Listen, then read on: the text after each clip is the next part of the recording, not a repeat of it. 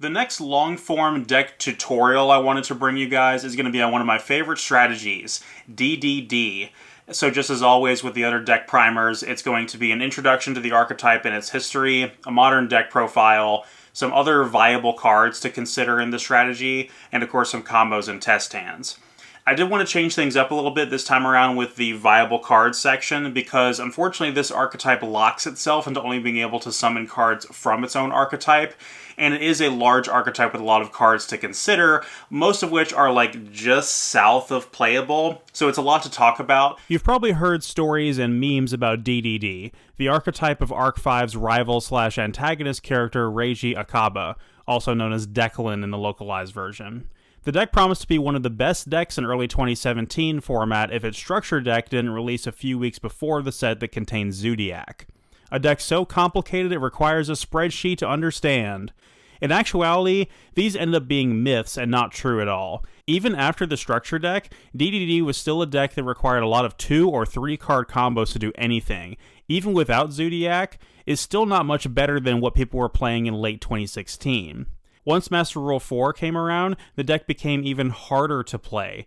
The introduction of their own Link monster did boost the deck's power and viability, but having to try to find a way to utilize generic playmakers like Halqifibrax before Gilgamesh locked them out generally made the deck not worth the effort to try and figure out. Master Rule 5 did rectify that problem, but this deck's first true shot of competitive viability came in early 2022 with the support in Battle of Chaos. Now we have a deck that plays completely self-contained without relying on generic broken extra deck monsters outside of the archetype, and the spreadsheet nonsense is a thing of the past. It's actually quite counterproductive with this deck to limit yourself to memorizing linear combos when there are so many unique and different sequences you can use to complete combos that depend on the situation you're in. Let's go over the pros and cons of this strategy. Why play DDD to begin with? As for the pros, the deck is pretty consistent, relying on only a few play enablers to get off to the races and establish its combos, leaving up a lot of room for non-engine, sort of hand traps and board breakers, than the average Pendulum deck can typically afford. Also, its end bosses are very powerful. Cards like Siegfried and High King Caesar enable very specific forms of protection that are very powerful. The double summon negate off of High King Caesar is something that not a lot of other decks can do, and it's something that you're probably seeing right now in Unchained, and it's very formidable. All of the DDD extra deck monsters have some kind of floating effect as well when they leave the field, which means you continue to get value off of them after they're destroyed. As for the cons, while the deck is a lot more consistent than it used to be, it still doesn't have a one-card starter or a one-card combo, meaning that much like a deck like Dinosaurs, for instance, where most combos are at least like 1.5 cards, where it's like a normal summon plus a card in hand to get off to the races. It's very similar here, where on limited resources or in a simplified game state, it's very difficult to recover from having spent your resources, and especially if you've been out-advantaged by your opponent. So it does suffer from that quite a bit. It's very susceptible to very specific points of interruption. If your opponent imperms you on the normal summon of Kepler or the activation of Gilgamesh, you're kind of stuck without further extension. While the end boards the deck does put up can be formidable, it's usually lacking some kind of monster effect negation, which is kind of unfortunate. So it could really gain a lot of advantage off of making a monster like Baroness early in your combo, but that is difficult to do without a very specific setup, because of how often and early you get locked into only being able to summon DDs from the extra deck. And finally, even though the whole spreadsheet thing is basically a meme and not something you need to worry about anymore, the deck is hard. It's still hard even though you don't really have to worry about memorizing combos on a spreadsheet. It's very easy to misplay and only realize there was another line you could have made to get to your end combo, and you realize it just a few steps too late, and often end up whiffing games just off of simple mistakes.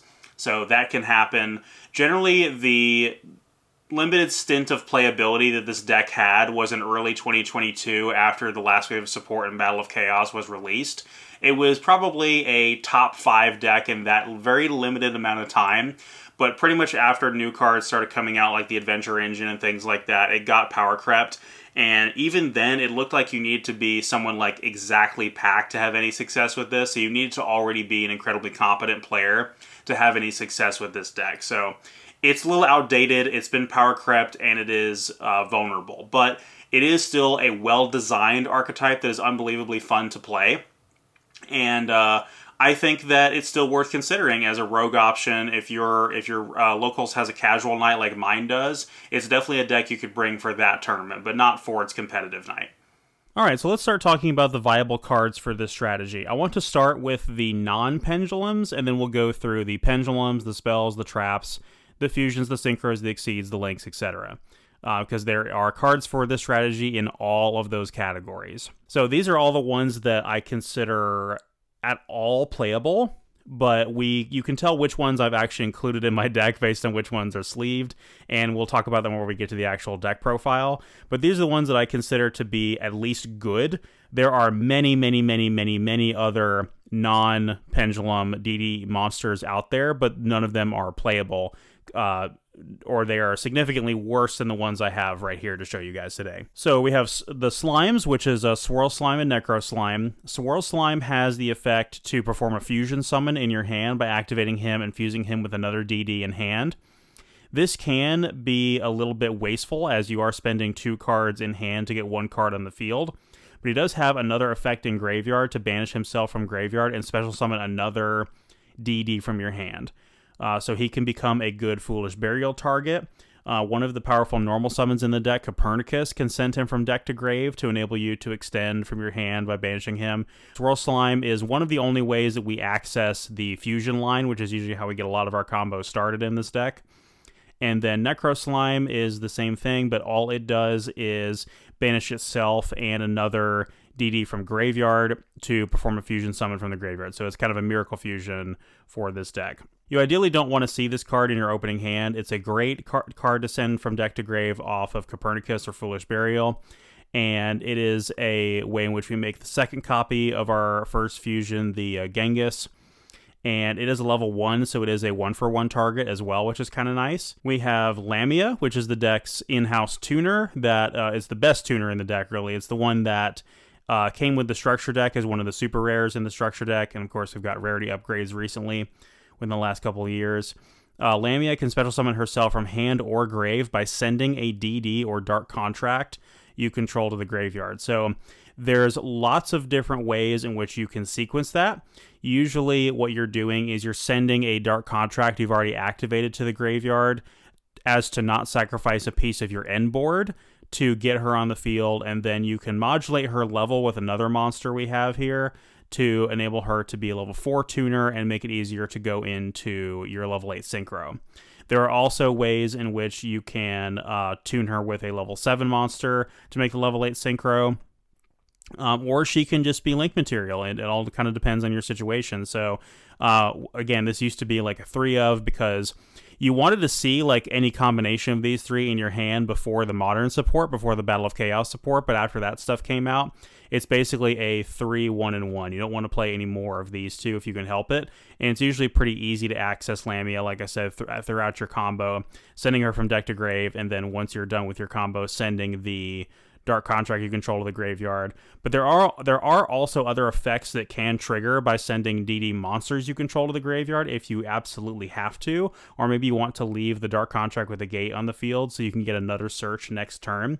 But a lot of times it is to prevent you from taking further burn damage on your next turn by getting the spent Dark Contract that's already used at search off the board to put her on the board as a tuner. We have Vice Typhon, which I know probably doesn't make the cut in everybody's list, but it is a way to extend into the level 8 fusion, the High King Genghis, which is a spell and trap negate on your turn, as we'll go into. But it specifically has to summon a high level DD fusion, and it uses itself as material. So it is perfect material to summon the High King Genghis or the Purple Armageddon if you're on that card for some strange reason. Again, not everybody plays this, but I think it is a mandatory one of to access that specific fusion monster, even though it can be a bit of a garnet. And in situations where you have opened this and you performed your fusion summon, you may be able to banish the Swirl Slime, special summon this side of your hand. It's a level 7, tune it with the Lamia for a Siegfried, and then you have this engraved now to perform its Banish from Grave fusion summon. So basically, these two cards do similar things, but this one has to summon a higher level DD fusion, which means it almost exclusively goes into the big Genghis. And I think these are both hard once per turns, so you do need one copy of each. This one will basically make your small Genghis or your dark, and this one will make your big Genghis. Baphomet is a card that some people play. I do not personally. I don't really see the utility in it. But on summon, it will allow you to modulate the level of a DD you control from 1 to 8, which can be useful if you are on Kali Yuga lines. So if you already control a level 8 and you modulate this guy's level to 8, you can make Kali Yuga.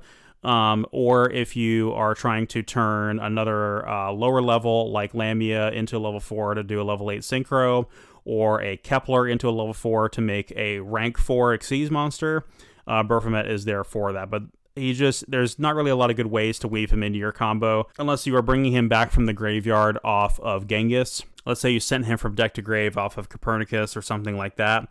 I just don't see a lot of ways to weave him into your combo, and so I don't really play him for that reason, but he's one of the more decent main deck ones. These two down here, Night Howl and Ghost, were primarily played when the deck had access to Hulk Fibrax before that card was banned, and before the new support, of course, because I think actually the new support came out and made these two cards irrelevant before Hulk was actually banned. Night Howl on normal summon can revive a DD from graveyard, which is kind of nice. It's a level 3 tuner, which is a little bit awkward. That doesn't really allow you good access to most of your synchros. It's a little bit awkward, but it was a good card to summon off of Hulk. And then DD Ghost is probably the best card to summon off of Hulk, because while it does have its effect on field negated, if you were to go, activate Hulk and summon this and synchro it into a Genghis to make a Siegfried, its effect would trigger and add you a DD card from your graveyard back to your hand, which is pretty powerful when you consider that, you're just trying to get the body on the field with Hulk and you're trying to extend a little bit, and it was getting you a card from the graveyard back into your hand. So it was the fact that it was negated on field didn't mean anything. And then this guy's a little bit quirky, but a lot of hardcore fans of the strategy will be familiar with this guy from older builds some years ago. Supreme King Kaiser lets you destroy cards in your back row and give him additional attack, so he is an OTK enabler. So if it's turn 3 and beyond and you still have Dark Contract with the gate up and you search this guy, you can Pendulum Summon him, and then you can destroy your own scales and attack your opponent for game. So that's kind of what we do with this guy, although I still don't think he has a place in modern versions of the deck. He is incredibly funny, and maybe if we're doing, like I said, the common charity version of the deck, he's worth playing. And it's a card that actually got better in Master Rule 5, or actually Master Rule 4, when they moved the Pendulum Scales to the back row, because he can just be Pendulum Summon, eat the scales, and go to battle, which is pretty cool. So, yeah, this guy's very funny, but we probably would not play him in any kind of modern version of the deck. Now on to the Pendulum monsters. This is where things get a lot more interesting and, of course, a lot more complicated. So we have, I have basically an order of how important they are here. These are all the ones I would recommend playing at least one in your deck, and then I'll show some optional ones that you probably would not play, but all of these we do play. So our best normal summons in the deck is Kepler and Copernicus. Kepler on summon searches a Dark Contract from deck to hand, and then or he can add a DD card from field back to hand, which you would never really do that. That's never once come up for me. Copernicus on normal or special can send a DD card or Dark Contract from deck to grave. And so you would think that being able to access the Dark Contract is like the best starter, but honestly, like Copernicus ends up being the best starter 9 times out of 10 most of the time with this. Also, the fact that he's a level 4 complements very well with our next guy, Griffin, which we'll talk about. Kepler being a level 1 can be a little bit awkward sometimes, but you do need him for consistency, and there are ways in which we can make him a level 4 with the DD Cerberus we have as well, which is the reason we don't play DD Baphomet, is because DD Cerberus functions that same purpose for us, and is accessible through our normal combo, so we'll talk about that. DD Griffin is one of the new ones that came out in Battle of Chaos and is one of the ones that elevates the power of this deck exponentially. So this card it's probably the best pendulum monster in the deck overall, although it's not a starter, it's purely an extender and combo piece. If you control a DD monster, you can special summon it from your hand, which is already pretty nice. And then if it is pendulum summoned from the extra deck, you can discard a DD card and draw a card, which is pretty nice. Finally, if it's special summoned from the graveyard, you can add any DD card to hand, which can include spells and traps, which is usually how we access either a combo piece that we are missing or a trap that we put as part of our end board, which is pretty nice. So all three of the effects of this thing has are great, and we want to try to utilize at least two of them, the special summon from hand and the revival from grave if we can to get a search. We have DD Orthos. The effect of this, the monster effect of this card is completely irrelevant, but the back row effect is actually pretty interesting. It is the only in-archetype spell and trap removal we have where it destroys a DD card you control to destroy a spell or trap on the field, which I'm sure the way that they intended this synergy to work is, you can pop one of your own dark contracts to pop like another one of your dark contracts. You don't take damage. I'm sure that's like shenanigans that Reiji got up to in the anime or something like that. But you can also use this to out a problematic floodgate that your opponent has, especially because this card is searchable via dark contract with a gate. And so you can set it in your scale, pop itself, and get rid of a nasty floodgate. I did this a lot last year to get rid of Mystic Mine. Fortunately, we don't have to worry about that card anymore. But aside from its utility as back row removal, its most important use is as a level 4 tuner. So this card plus Griffin equals, of course, Siegfried, and this card plus Genghis equals Baroness.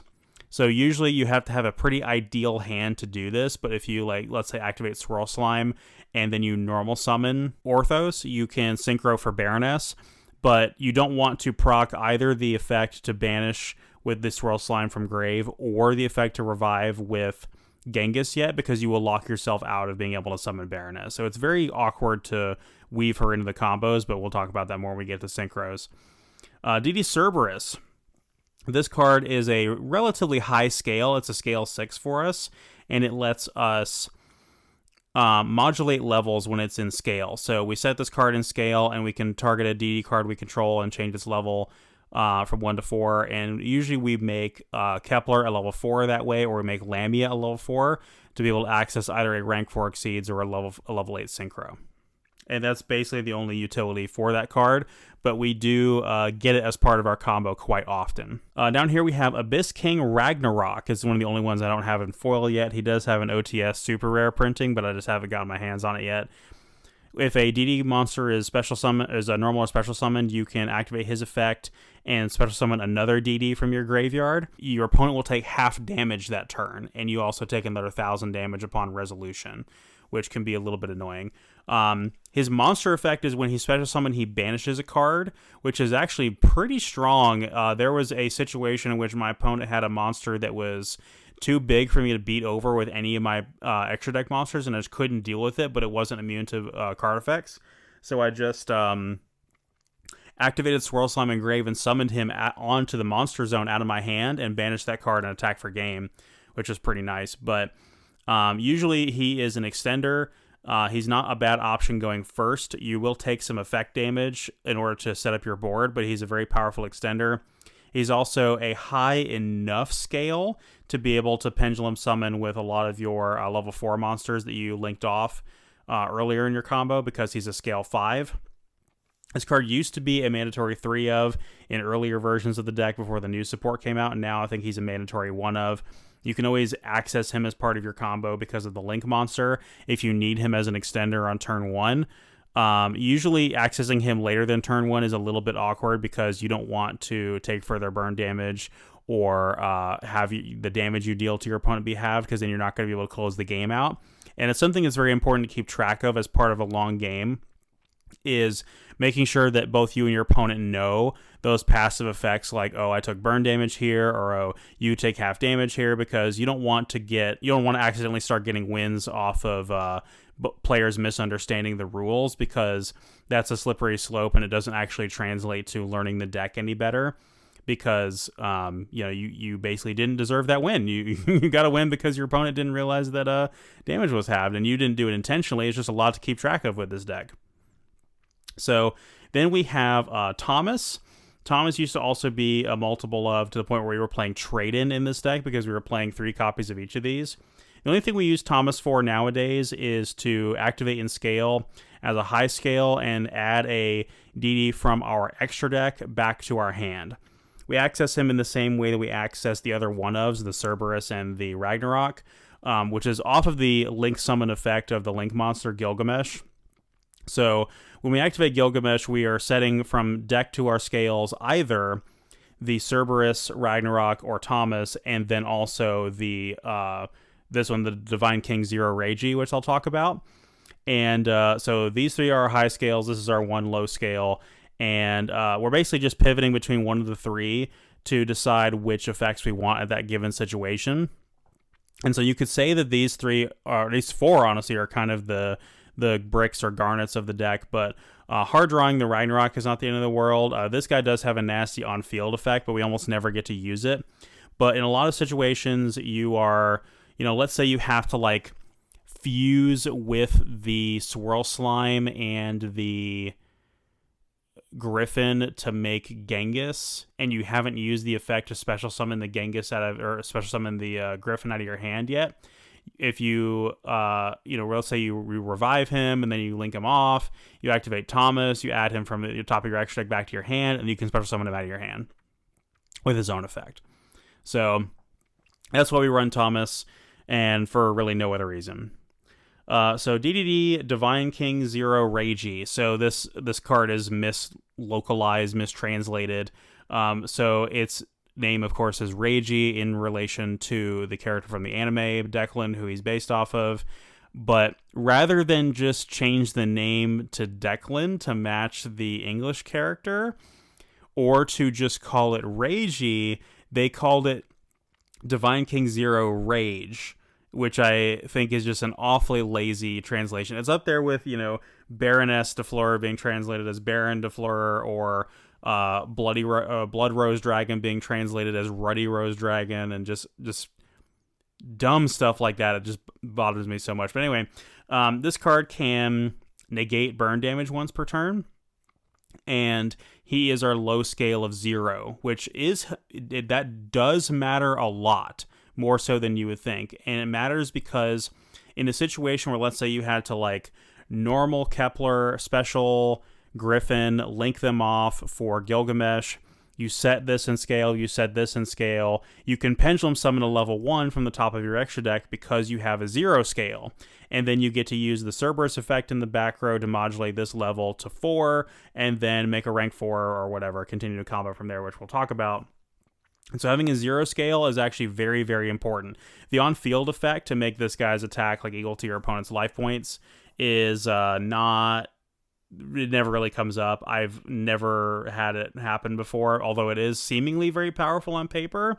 You're usually activating this guy in the back row. So the interesting thing to know about his protection from burn damage, it is once per turn. So if you have multiple Dark Contracts firing on your subsequent turn in your back row to inflict burn damage to you, he is only going to block one of those for you.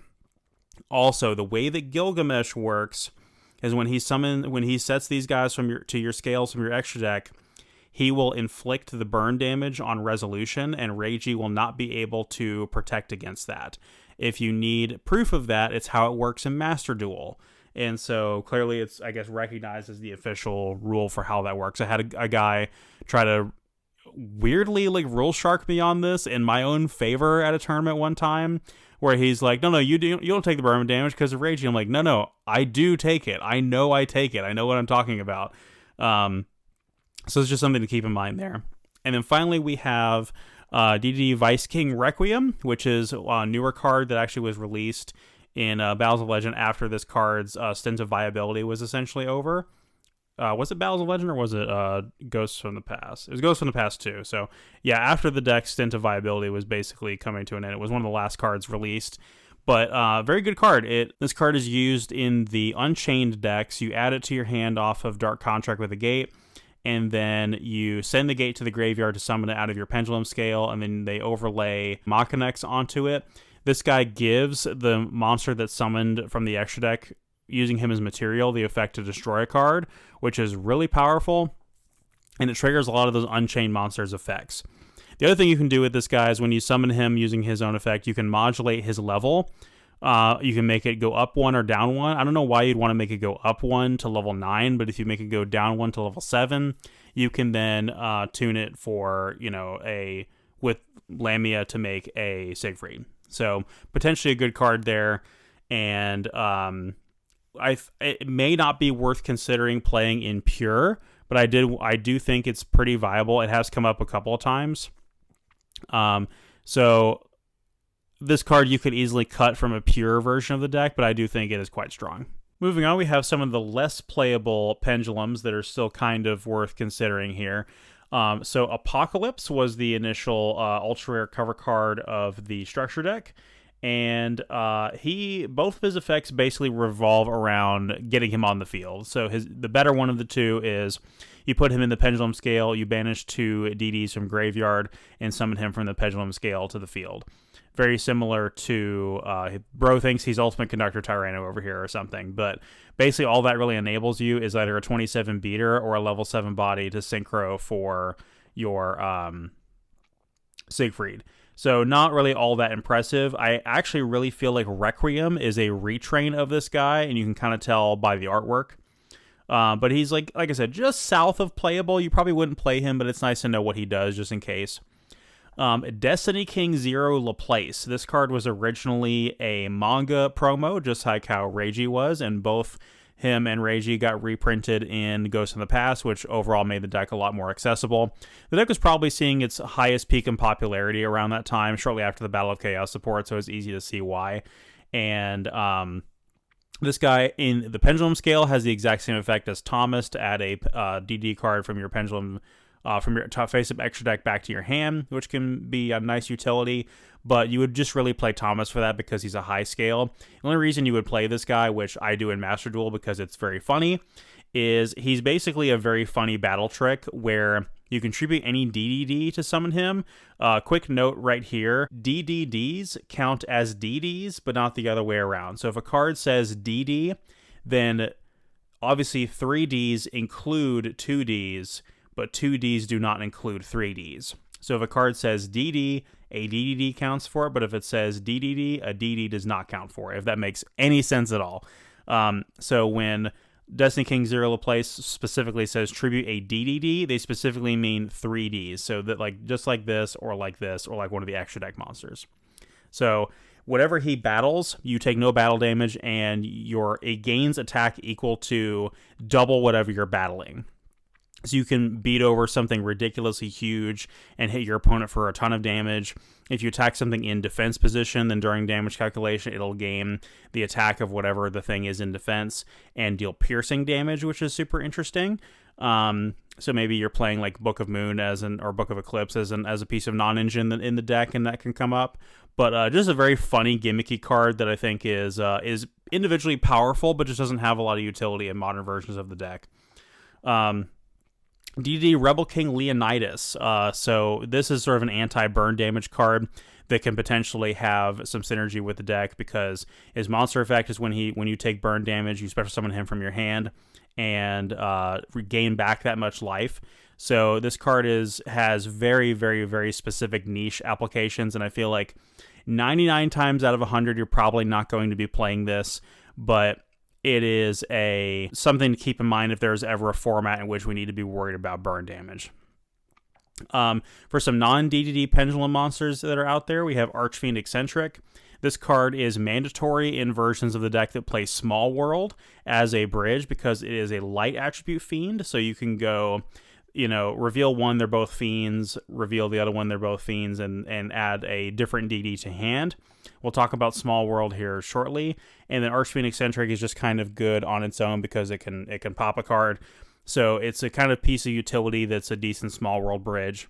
And then Curtain Riser, of course, is a level 4 fiend pendulum that can summon itself out of the back row just by activating scale, special summon it just like that. And it was recently reprinted at Common, so I'm experimenting around with the Common Charity version of DDD as well, and Curtain Riser is a card that we will play in that for sure. Alright, so moving on, we have the fusion monsters, and again, you can kind of tell which ones I have, I'm actually including in my deck based on which ones are in sleeves.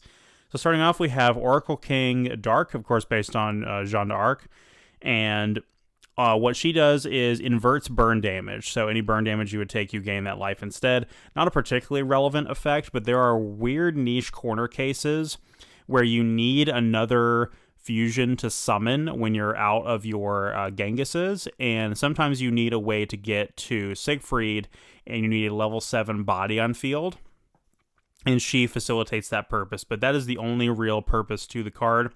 There's not much else there. She is 28, though, which is kind of nice. There have been instances where it's a late grind game, and I've summoned basically all of my viable extra deck monsters, and I just kind of use her as a beater. Flame King Genghis. So one of the most important combo pieces in this deck.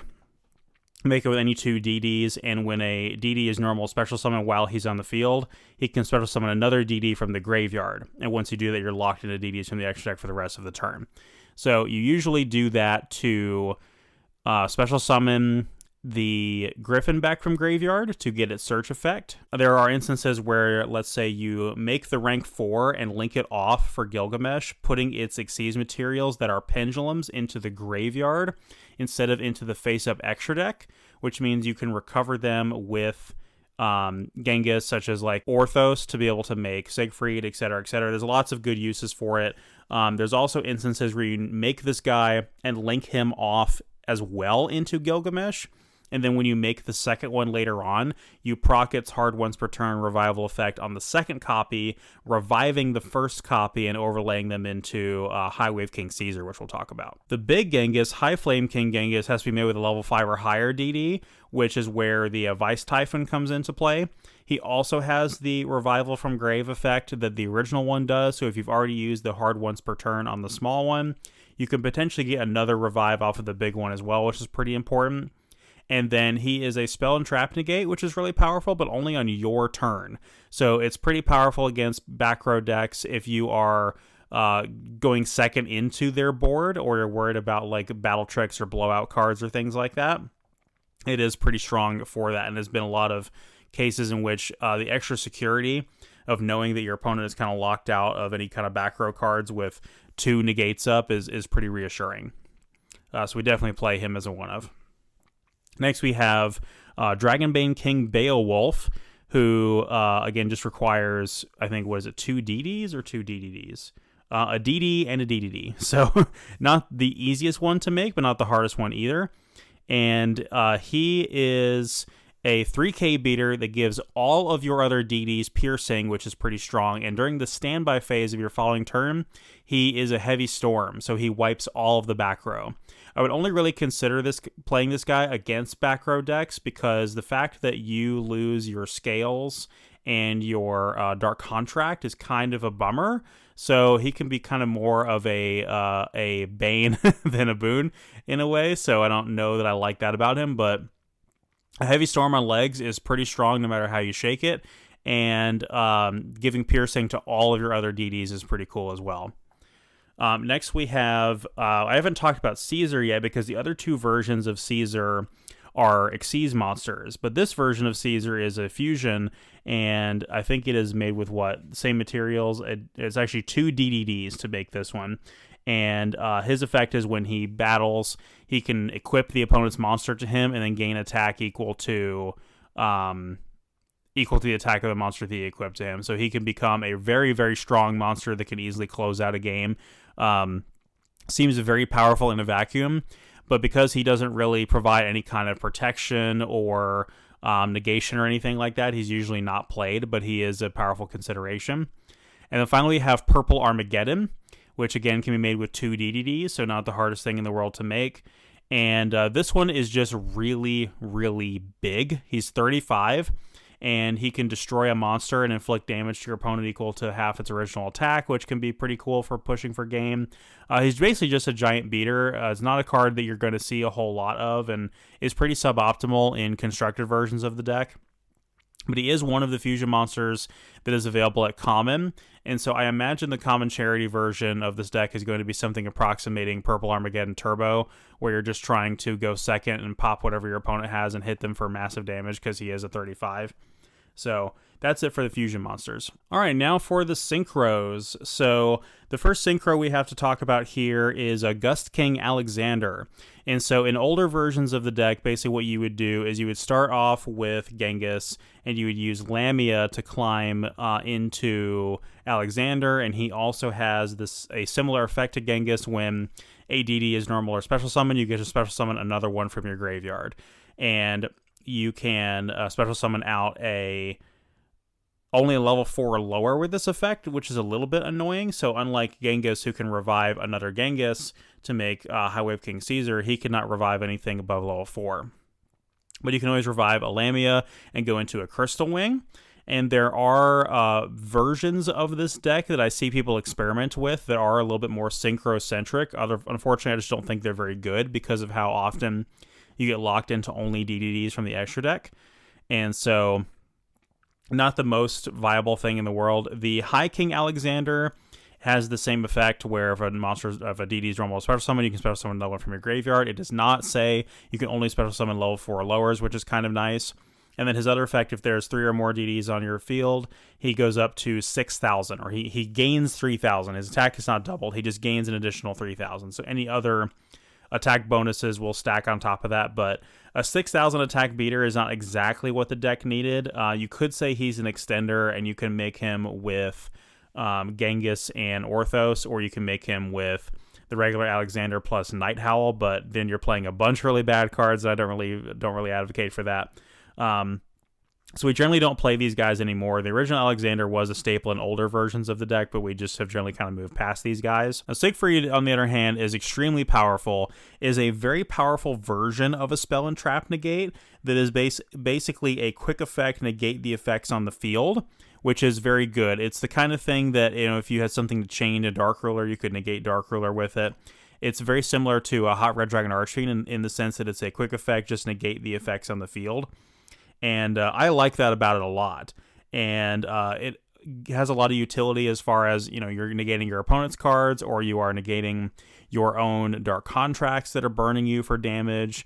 And he also has a floating effect where if he is destroyed, you gain 1,000 life points for each dark contract you control, which is not great, but it is something to remember. If he does get outed, and your opponent's trying to close out for game, they may have a harder time doing that because you just gain some life. So it's the kind of thing that you need to remember about him, because if you forget, you may screw yourself out of a game, potentially. And then, of course, we have Baroness. You all know her and love her.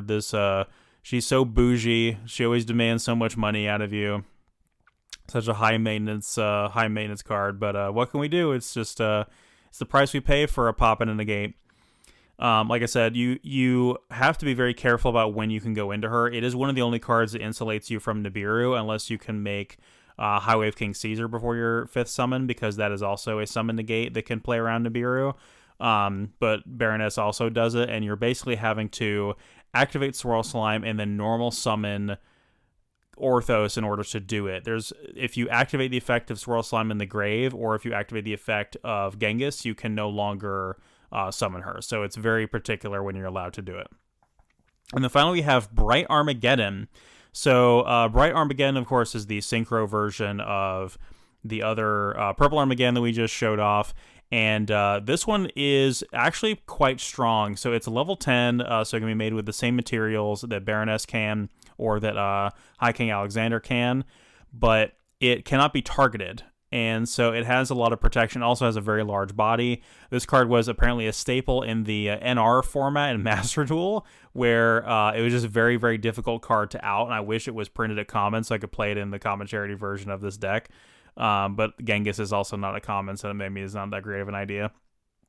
But this card does have some niche applications. Before I had got a copy of Baroness, I was playing this card because what can happen is, If your opponent destroys Gilgamesh, the Link monster, he floats into any DD from your extra deck, which means you can summon out this one and then have a pretty much invincible wall for a little while, depending on if your opponent has an out for it. So it does have some utility, but it's not it is suboptimal, and I really don't think you should go out of your way to try to find extra deck space for it, but it's worth talking about in that instance. All right, let's take a look at our Xyz monsters. So this is when things get a little bit more complicated. The first two we have here, the regular Wave King Caesar rank 4 and Marksman King Tell, are monsters we don't really summon for their on-field effects.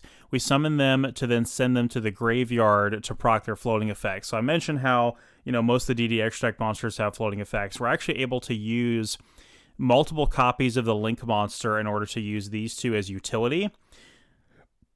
So when Wave King Caesar is sent to the graveyard, we can add a Dark Contract from our deck to our hand. And when Marksman King Tell is sent to the graveyard, we can send a DD or Dark Contract from our deck to our graveyard. So these two basically have the effects of our powerful starters, our Kepler and our Copernicus, as their floating effects when they go to grave.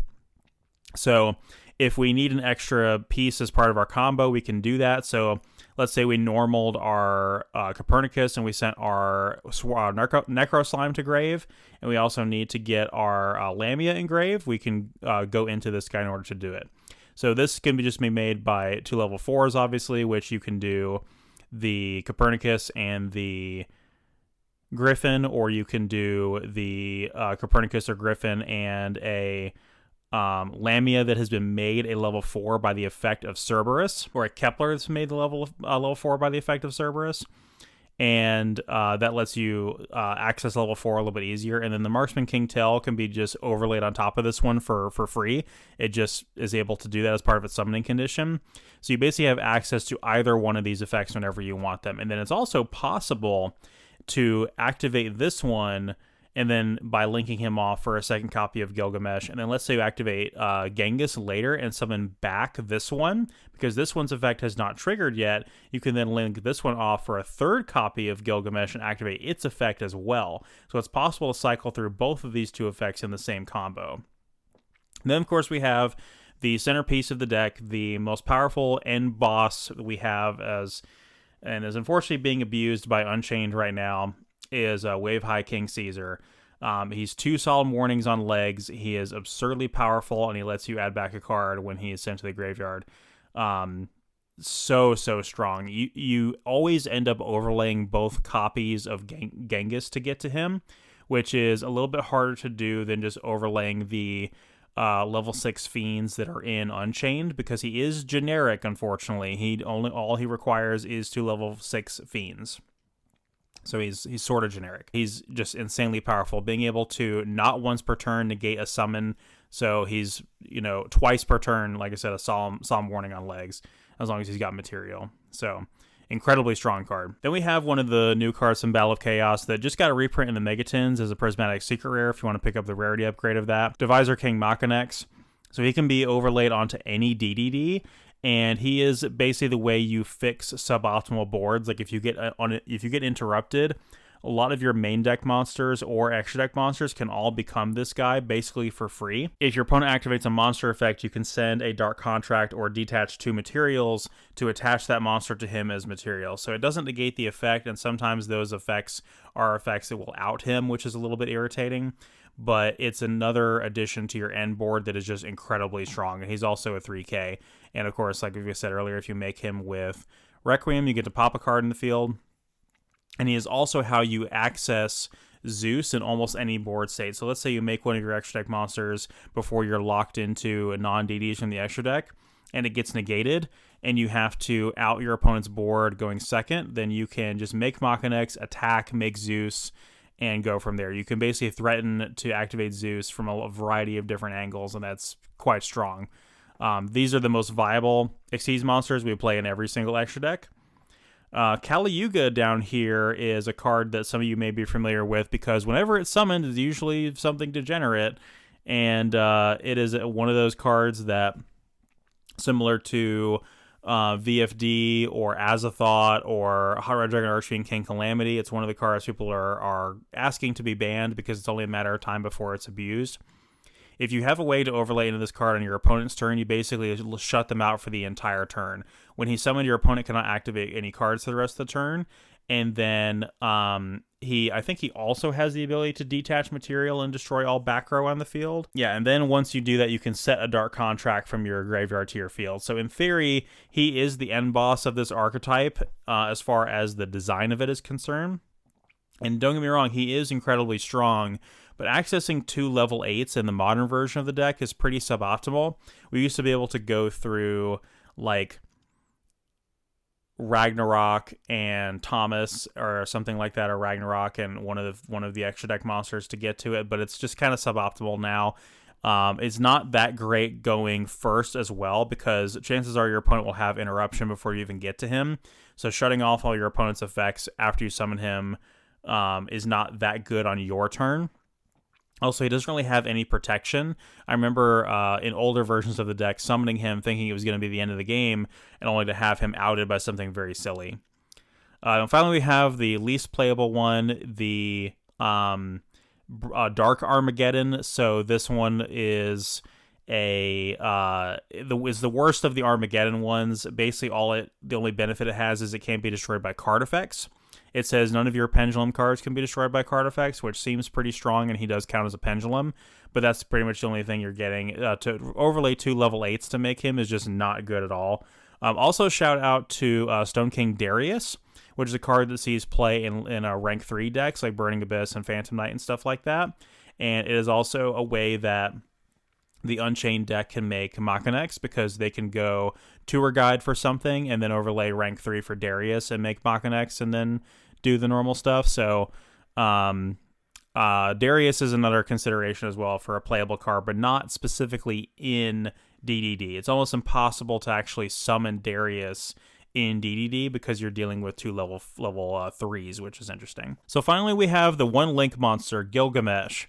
So Abyss King Gilgamesh can be made with any 2 DDs, and including himself, which is incredibly important, and he has a hard once per turn effect to where if you don't have anything in your pendulum scales, you can set 2 DDs from your deck to your pendulum scales. This is how we access our Cerberus, our Ragnarok, our Thomas, and our Reiji. And it is basically the linchpin that keeps the whole deck going under Master Rule 5. Extremely powerful. We play it at 3. We can use its spent body afterwards to overlay it for Machinex is usually how we handle that, although the fact that Machinex will have only 1 material instead of 2 means we need to have a Dark Contract on the field in order to activate its effect, which we usually will, so that's not that big of a deal. But yeah, we usually go through multiple copies of this card in our opening combo, at least 2, sometimes all 3. So it is a absolutely mandatory 3 of. Although I think there probably are some niche corner cases where you could cut 1 to play a more obscure card, but I just don't regularly recommend that. I think it's mandatory at 3. And of course, like I said, when it's destroyed, you can special summon a DD from your extra deck, which could be a face-up pendulum monster, or it could be something like Bright Armageddon, or it could be something like Genghis to be able to combo for next turn. It's an underrated effect, but if you're leaving this card on your end board and it gets destroyed by one of your opponent's card effects, it is something that can come up. So yeah, Gilgamesh is insane. You do take 1,000 damage after you set the 2 pendulum cards in your scales. And the fact that the card text specifically reads "set them in scales" instead of, or it says "place them in scales," which means you cannot. You can do it under anti-spell fragrance. It's not activating them as a spell or a trap. It's just placing them from the deck. And a typical example of how Yu-Gi-Oh! Can word things strangely to get around restrictions and limitations. But yeah, fantastic card, and you will see this card a lot as we go through our combos. All right, let's talk about the spells that synergize with this deck, starting off with the in-archetype spells, the Dark Contracts. So these are the ones that I feel like are actually viable. There are more Dark Contracts with this, and some of which saw play in older versions of the deck, but I really just want to stick to these.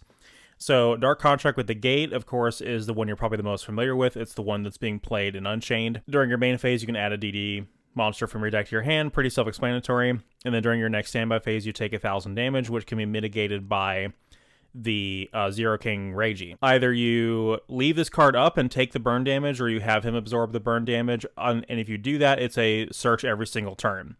The deck does allow for many ways to mitigate this burn damage or get these dark contracts off of your field before you take the burn damage, but in all honesty, it's probably worth it in most instances to just leave this card up. Kepler usually adds this card, and this card usually adds Swirl Slime or Griffin or whatever else you're missing if it's part of your combo. Dark Contract with Swamp King, of course, is a reference to King of the Swamp, and as you might imagine, for being such a reference, allows you to perform a fusion summon.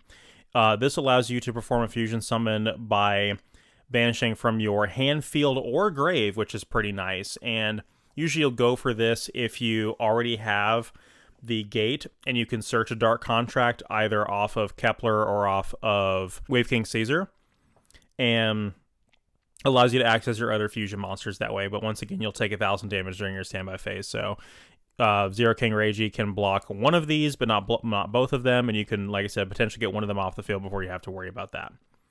Dark Contract with Patent License is a field spell that makes it to where once your opponent has summoned a card of a particular extra deck type, they cannot play any more of those for the rest of the turn.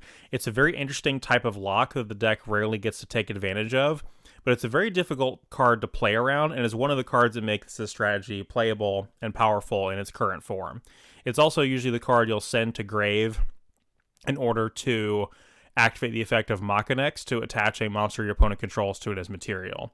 Or if you have one of these that's dead, you can send one of those. But a lot of times it ends up being Patent License. But Patent License with your full end board is very, very powerful. The last one I have here is Entities. This one is not really played very much, as it doesn't really do anything on its own, and so it's probably not worth playing for that reason.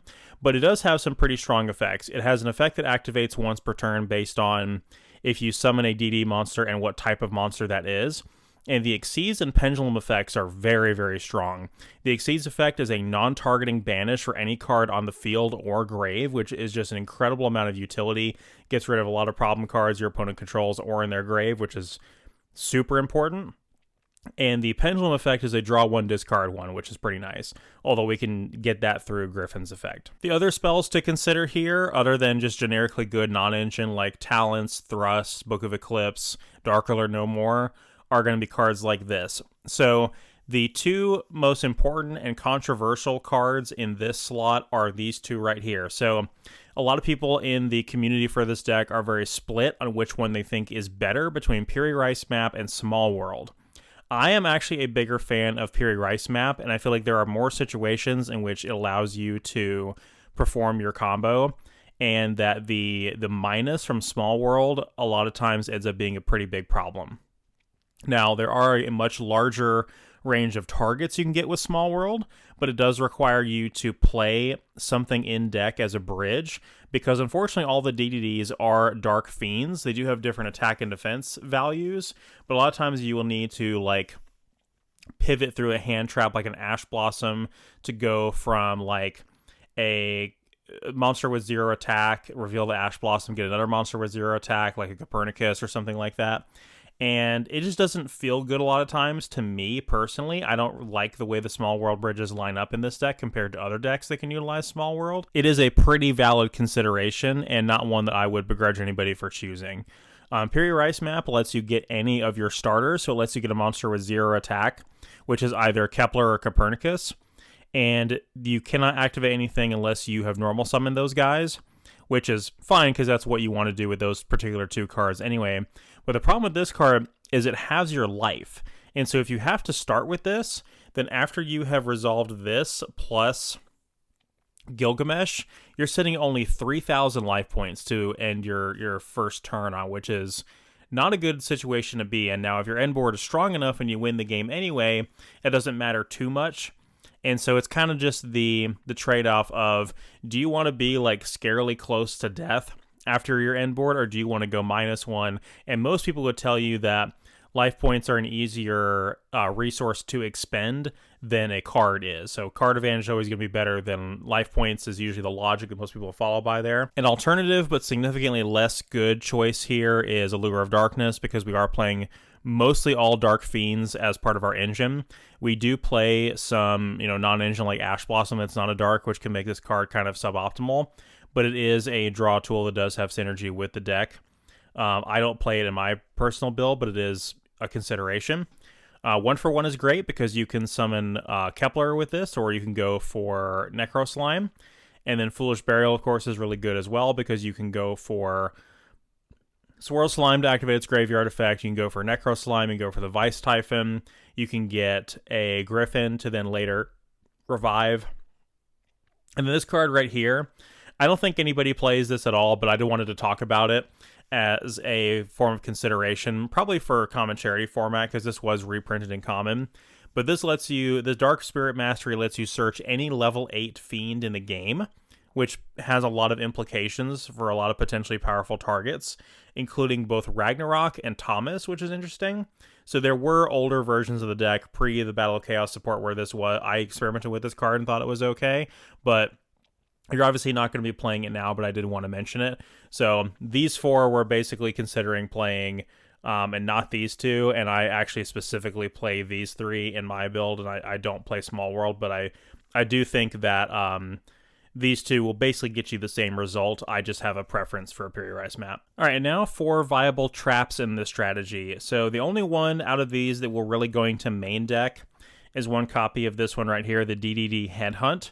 Notably, it is not a Dark Contract card. It is a DDD card, and there are a lot of spells and traps that do fall into that category, some of which are included in the structure deck, but not a lot of which are relatively playable. But some of them are called DDD cards, and some of them are called Dark Contract cards. You just have to know which ones you can search off of which effect. And usually we're searching this off of the effect of Griffin when it's revived from the graveyard. This is essentially an in-archetype crackdown that can steal one of your opponent's monsters. And if it's an extra deck monster, it can be treated as a DDD by name, which is huge because then you can overlay Machinex onto the monster you stole, which is just awesome. Probably in the common charity version, this is going to be a 3 of just so we can hard open it and have it as utility in the back row. This card right here is probably usually a side deck choice, although I wouldn't really judge you if you decided to main deck it. Dark Contract with Eternal Darkness is crazy. So it is basically an auto win against certain decks because it can only be activated if you have your monsters in your pendulum scales. But if you do, which chances are you will if you're going first and you used Gilgamesh's effect and you set this card, if you have DDs in your pendulum scales, your opponent, it makes all of your stuff untargetable by spells and traps. And it is basically spellbound or no material for your opponent. So your opponent cannot use any monsters they control for Tribute Summon or Fusion Synchro Xyz summons, which is devastating against certain decks. So it's almost like a small searchable dimensional barrier, which is really, really strong. Dark Contract with the Witch is a card that was played in very old versions of the deck. Not the worst card in the world. It's a once per turn, discard a card to pop a card your opponent controls, which is kind of nice for a sort of slower paced control strategy. Dark Contract with Errors is essentially an in-archetype searchable red reboot, which is pretty huge if you're going up against a entirely trap-centric deck like Labyrinth or Dynamorphia or something like that. And then finally we have, of course, the generic Eradicator Epidemic Virus, which isn't searchable in this deck and is probably not as good in this deck as something like Labyrinth, where it's activatable from deck. But boy howdy, we sure do be controlling a lot of 2,500 or more fiends. So it is incredibly viable in this deck, and there were a lot of people playing this back when, in like 2018, 2019, when Sky Striker was the best deck, and they would play cards like the Supreme King Kaiser that I showed off and Eradicator Epidemic Virus to counter the Sky Striker matchup. Alright, and here is a modern and contemporary deck profile for the deck, and the unfortunate thing is it has barely changed since 2022, early 2022. So it's functionally the same. We're basically just changing the non-engine that we play to adapt to the specific format that we're in. So we are on, of course, 3 Kepler, 3 Copernicus, 3 Griffin, 3 Swirl Slime. I think that is all mandatory, and most other people that play the deck would agree with that. The deck is almost, I guess, what you consider solved, and I think part of that is because of the lock that it gives itself. It really doesn't play nicely with stuff outside of its own archetype. So it is kind of stuck in a way around this same design sensibility, and there doesn't appear to be a way to break the archetype any further from what we've done. So, obviously, like I said about Kepler and Copernicus, there are only good normal summons. There are best starters, Copernicus being the best one, and then Griffin, our best extender, special summons from hand. And if we were Pendulum summon it, it has the discard 1 DD, draw a card effect, and then if it's revived from the graveyard, the search any DD card, including the trap, like we talked about. Swirl Slime to perform a fusion. I'm on 2 Orthos. This is maybe not standard. Some people may play 1, but I do kind of want to hard open this guy in certain situations because it does give me access to Baroness and the ability to pop a problematic floodgate with its spell and trap utility. But otherwise, because it is essentially searchable, it is not mandatory to play at any higher numbers than that. But I like 2. I'm very, very comfortable with 2. And then we have all of our one-ofs, the high-scale Cerberus to modulate levels like we talked about. The Ragnarok is an extender. Requiem is almost kind of a win more card in this version of the deck. I don't feel like it's necessarily required, but we are, I think, at 42 cards right now, so you could cut to the Requiem and be at 41.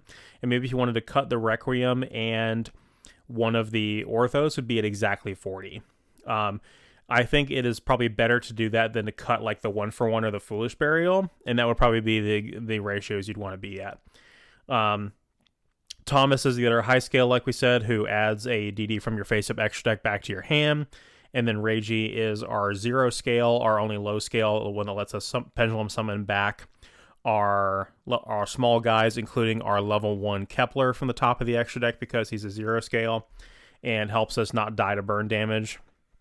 We've got our one of Lamia, Necro Slime, and Vice Typhon, who I mentioned are these 2 provide the ability to extend into further fusions from the graveyard. And then the Lamia is the tuner that, again, we can use the Cerberus to modulate its level to 4 and make it tune with another 4 to make Siegfried.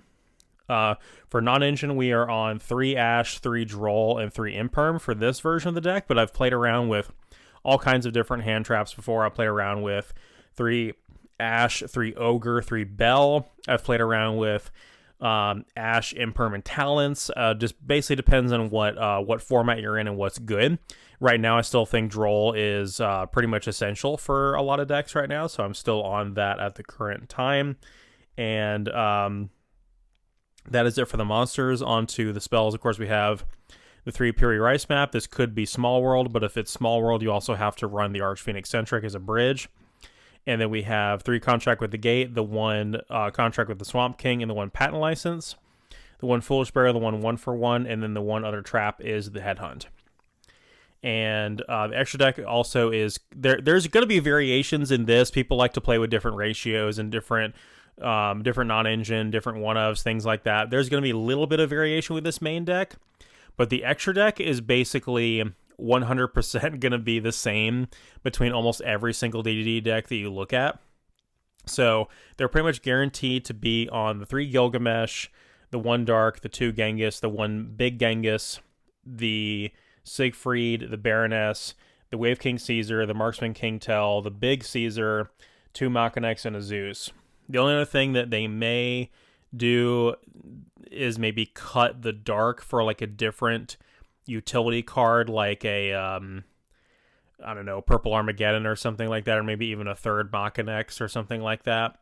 Other than that, this is pretty standard and is for the most part pretty solved, unfortunately. So with that out of the way, let's go ahead and get into some combos. All right, it's combos time. And as I said before, even though one of the things that people associate with this deck online is the whole spreadsheets thing, I can actually say in confidence that it is better to not try to follow any kind of explicit spreadsheet thing and just really play test with test hands over and over and over and over and over again, and just play the deck and trial and error your way through it, because the more you try to limit yourself to like following a linear combo, the less you're like actively learning what your cards do and just knowing like what the next step of the combo should be. And I think there's so many different sequences, so many different lines, there's always another way to get to the same end board. And so really the best thing to do is just draw test hands and practice.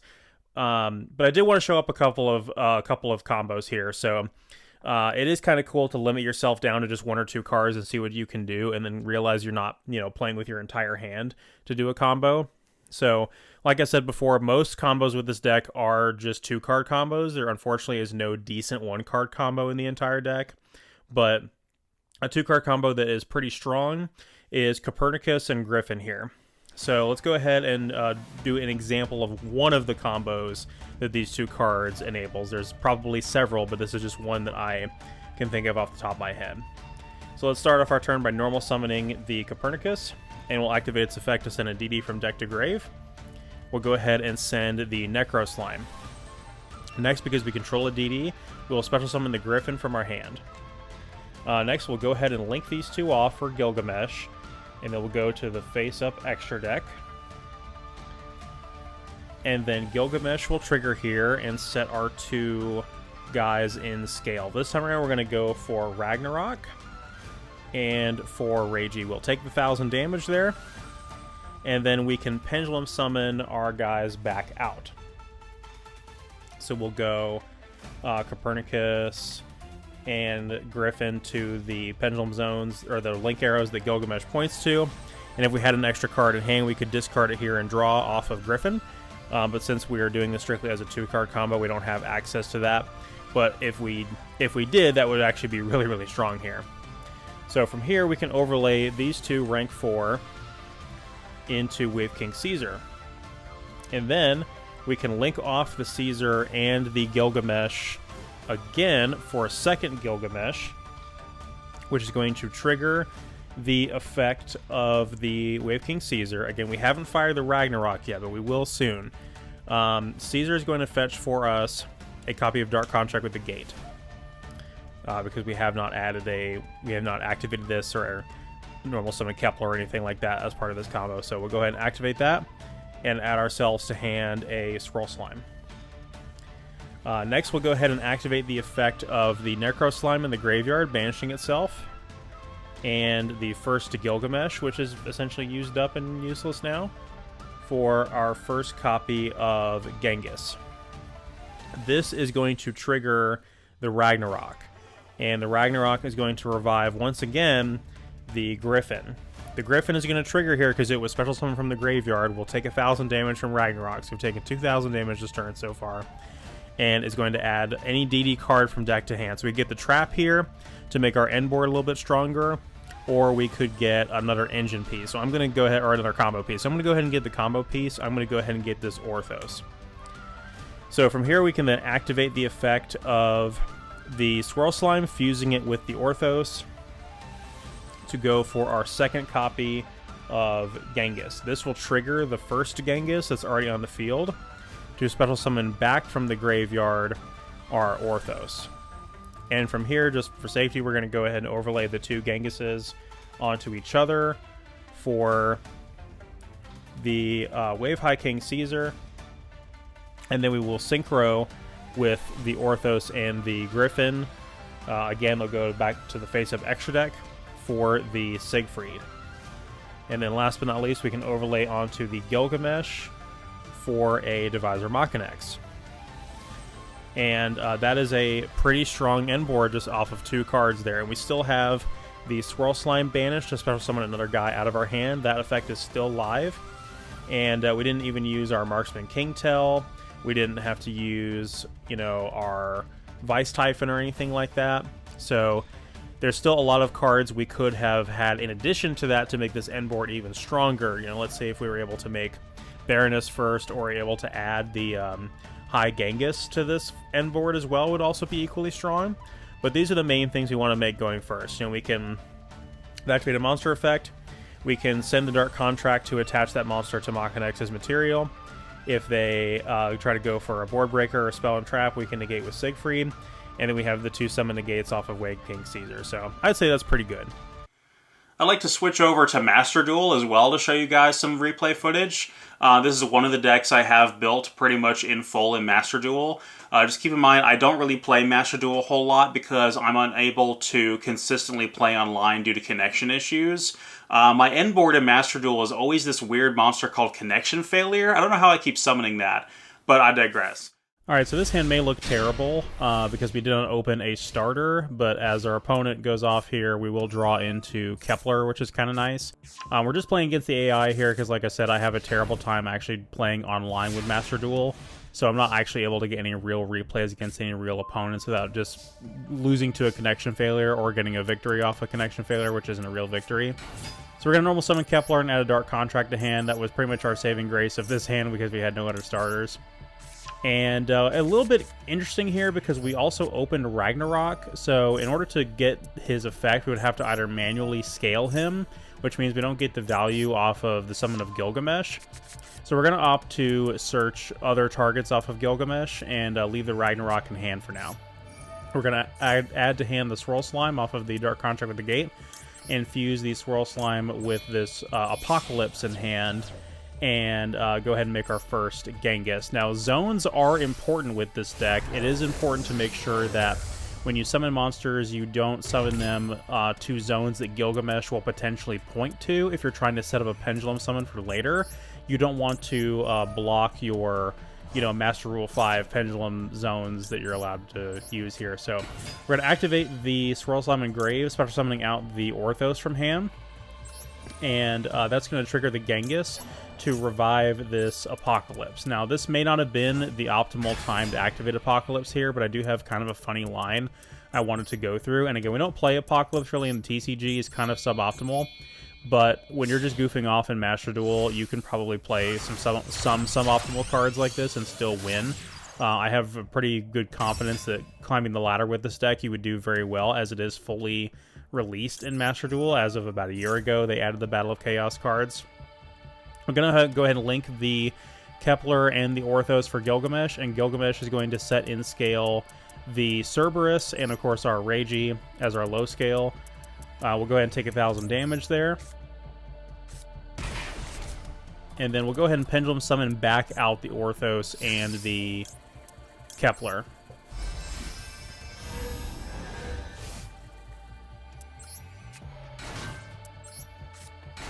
So two things we could do here. We can either, we're going to use Cerberus to modulate the level of Kepler. Now we can either go for a level 8 Synchro here for Siegfried because we have Orthos as a tuner. But what I'm actually going to do right here is overlay them for regular Wave King Caesar. And the reason there is I can get access to Lamia later in my combo and tune Lamia with Apocalypse for Siegfried and use this guy to get another material. So we're going to go ahead and do that. And we also don't really need to worry about our second copy of Genghis because we hard opened the Dark Contract with the Swamp King. So we're playing a little, we're playing pretty crazy here, pretty fast and loose. And we did not open Griffin in this combo or a way to access Griffin, so we're having to spend a few more cards we otherwise would intend on spending. We're going to activate the effect of Marksman King Tell here, which targets a monster and reduces its attack by 1,000 and then inflicts 1,000 damage to your opponent. So we're going to just target itself to get that 1,000 free burn damage on our opponent, which is kind of nice. And then we'll link the Marksman King Tell and the Gilgamesh off for a second copy of Gilgamesh, which will trigger the Marksman King Tell to send from deck to grave the Lamia.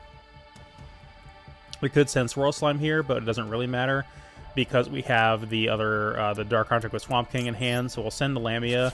That way we can get access to Siegfried and High Wave King Caesar as part of our end board. The only thing that would make this a little bit better is because we're going second. If we had access to the big Genghis going into a board like this with 2 back row, that would be significantly safer than just going in with 1 spell negate on Siegfried there. So maybe there was a different way I could have sequenced this, where I, made Siegfried with the 2 level 4 monsters earlier, and then was able to somehow get access to, like, the Swirl Slime and Grave or something like that. But it doesn't appear that that is the case based on what I'm dealing with right now.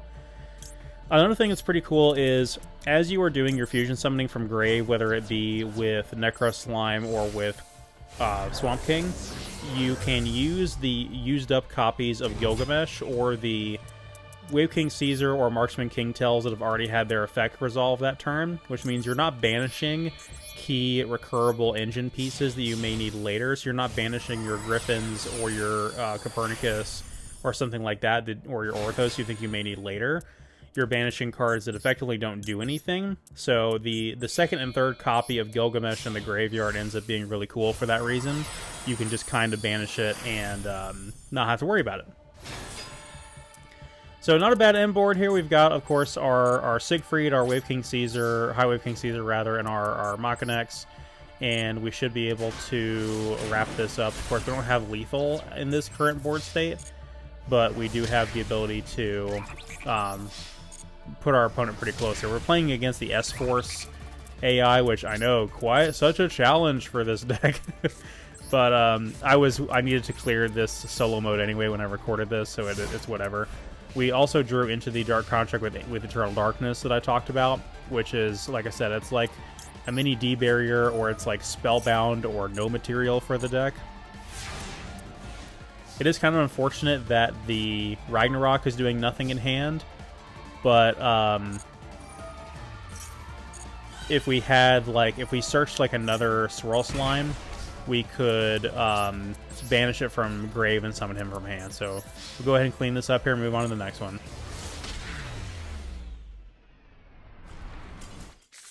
Alright, so now we're playing against the Tenyi AI, which is a much more formidable deck, and because we don't have all that background nonsense going on, we can actually see the game at 60 FPS.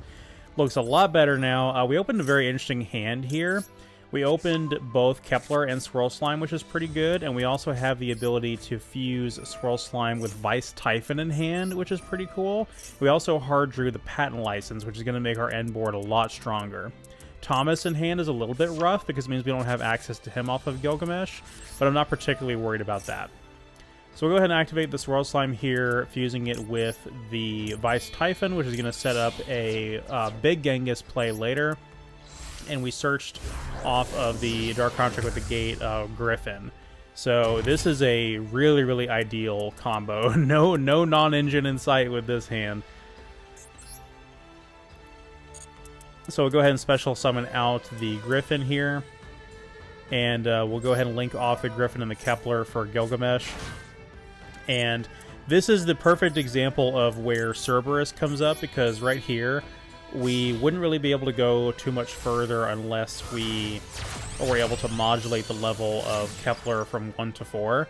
And so we're going to hold off on the Genghis effect for quite a while here, because what we're hoping to revive off of Genghis is the Griffin.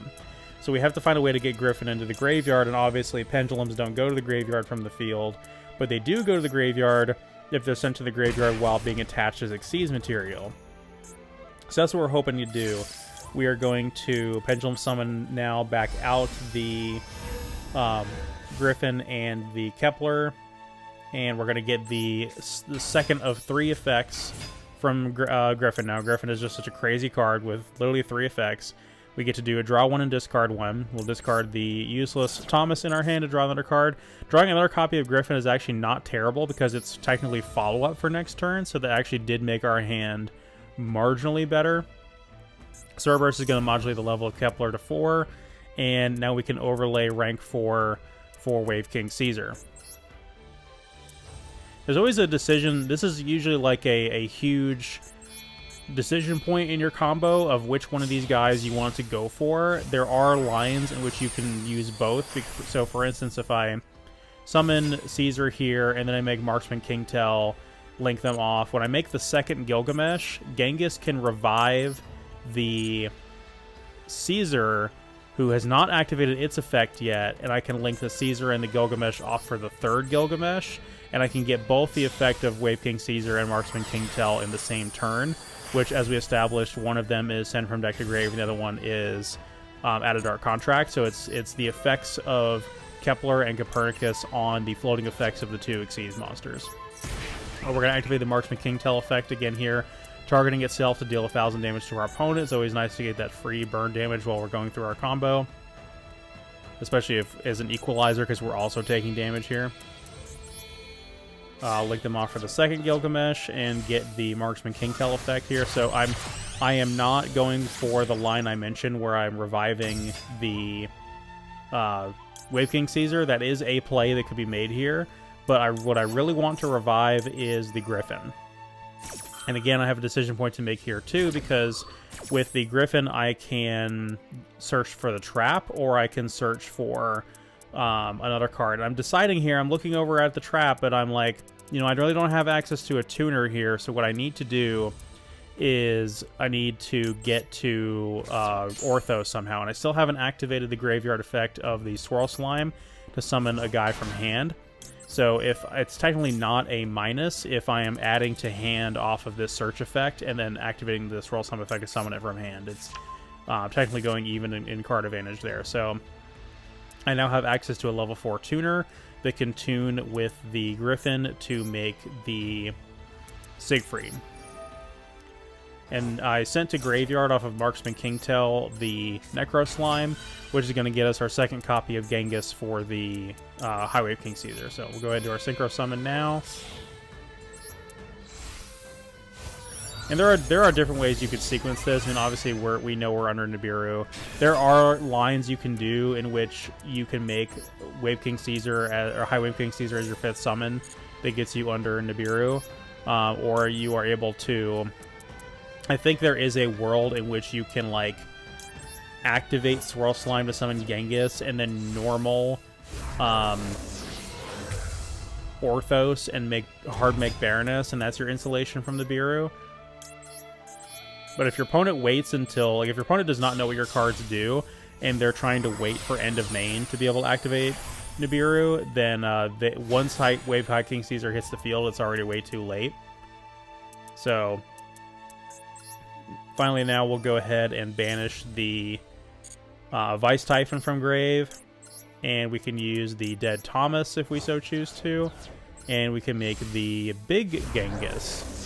Now, the Big Genghis also has a revival effect, so when we go for Machinex here, it will trigger the Big Genghis to revive yet another guy.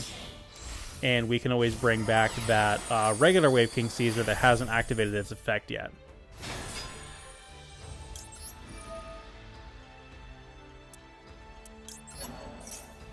Did we banish it earlier? We had to have, but I guess we get another beater as a part of our end board here, which is pretty cool.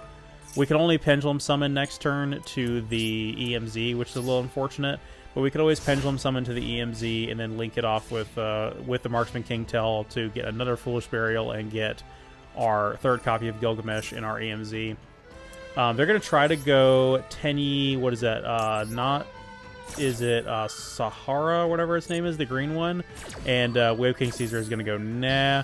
The only card that, I mean, there are some cards that can answer this board. Something I didn't mention earlier when we were going through the card by card is that High Wave King Caesar, when it does do a summon negate, it can add some attack points to itself and another DDD you control, which makes, as you can see, him and Big Genghis extremely large.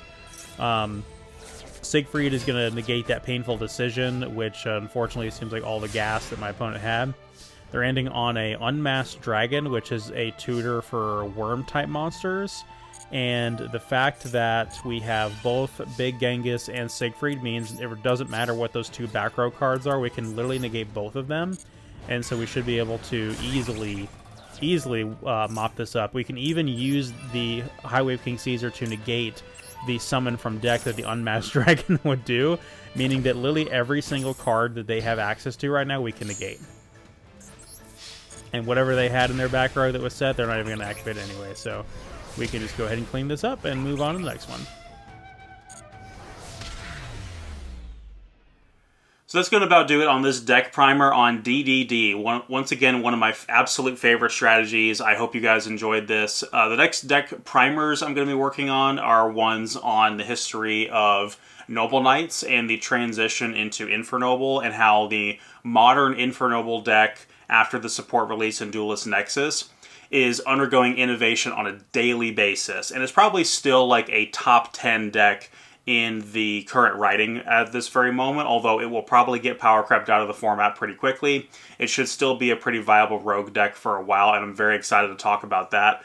Also, the Rika Sun Avalon deck is a deck I'm very passionate about, and I want to talk about all of the different cards that make that strategy viable, all the different viable plant monsters that are out there.